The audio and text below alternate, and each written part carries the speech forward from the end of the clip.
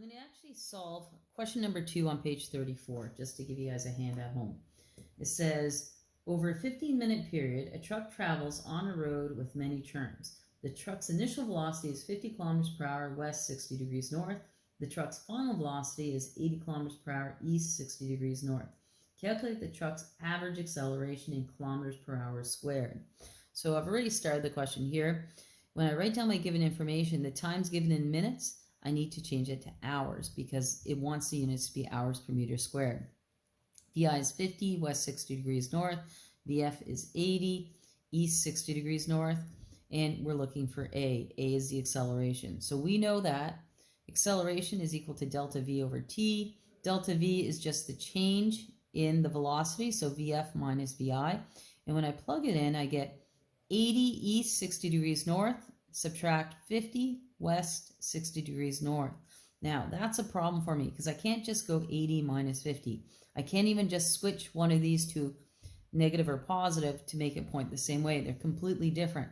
So what I need to do is use vector components to figure out what the delta V is. So first thing we do when we do vector components is we sketch it out. So I want to figure out what 80 east 60 north minus 50 west 60 north is. So here's my first one. So what I'm doing is my delta V calculation. I'm going to sketch both of them out. So the first one looks something like that, where this is 60 degrees. That's 80 kilometers per hour. And when I do vector components, I want that. I want the components. So there's the X component, and then the Y component goes straight up. This side here is beside it. It's adjacent, so it's going to be the cos. So it's 80 cos 60. And 80 cos 60 is simply just 40 going to the right.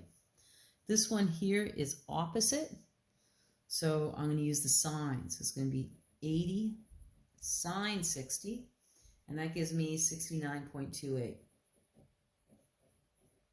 And that one is in the up direction. All right, so that's this one. Now I want to do the other one. So this one is west to the north, so it's going to look something like this. This is my 60-degree angle, so I'm going west, and then I'm going straight up. And this one was 50 kilometers per hour. All right, so I want the components of this one. This one's adjacent, so that means it's cos, so it's going to be 50 cos 60, which gives me 25. This one's across, so it's the sine, it's the opposite. So it's 50 sine 60 degrees, which will give me 43.33. And that one's in the up direction. All right, so I'm looking for that delta V. I'm looking for VF minus VI, because delta V is just VF minus VI.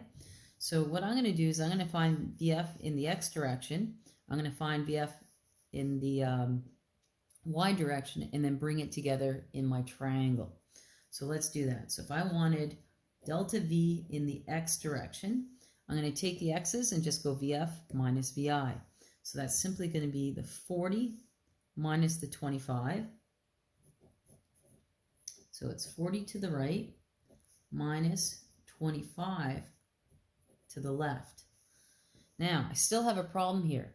This one is right, this one's left. We want them pointing the same way. So I'm going to flip this by flipping the sign. It becomes 40 to the left, or sorry, 40 to the right plus 25 to the right. And that works out to be 65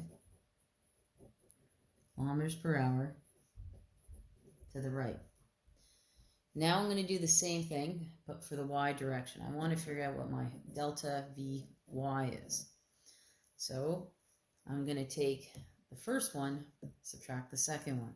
So the first one is 69.28 up minus 43.33 up. They're pointed the same way, so I don't have to do anything with my sign. So when I subtract those two, I end up with 25.98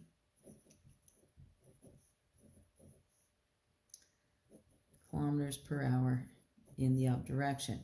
Now what I got to do is I have to bring the vectors back together, and I'm going to use a right triangle. I've made it a right triangle. It will always be a right triangle. So I'm going first to the right, then I'm going up. So when I go to the right, that one is 65. And then I'm going to go up 25.98. And here's my end result. This is what I've been looking for. This is my delta V, because each time I went VF minus VI, VF minus VI. So it's a right triangle. I'm simply just going to use Pythagorean theorem, which is C squared is equal to A squared plus B squared. Doesn't matter which one's A or B, so it's just going to be 65 squared plus 25.98 squared. C is going to be the square root of that number. Punch that into my calculator. 65 squared plus 25.98. So 4899.96. Take the square root of that. And I end up with 69.9997. Now, that's kilometers per hour. I need the direction. So whenever we find the direction, we're going to use tan. So tan theta is equal to opposite over adjacent. The opposite is the 25.98. The adjacent is 65. To get the tan away from the theta, you have to hit shift in your calculator. So it's going to be shift tan bracket 25.98 divided by 65. And I get 21.8 degrees.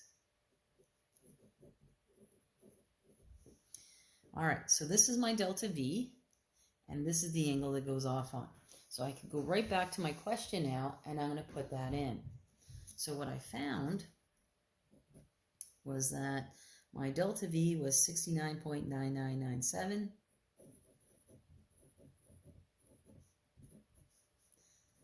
The direction was to the right, which is east, 21.8 degrees north. And I want to divide that by my time, which is 0.25. When I put that into my calculator, I end up with 2.80 times 10 to the 2 kilometers per hour squared. And my direction, I'll move this over so I can write it, is the same. It's just east, 21.8 north. So when you do this question, because the directions aren't lining up, we have to go back to vector components. And what I did this time was I found the delta V in the x direction, the delta V in the y direction, brought them back together to figure out what my delta V was.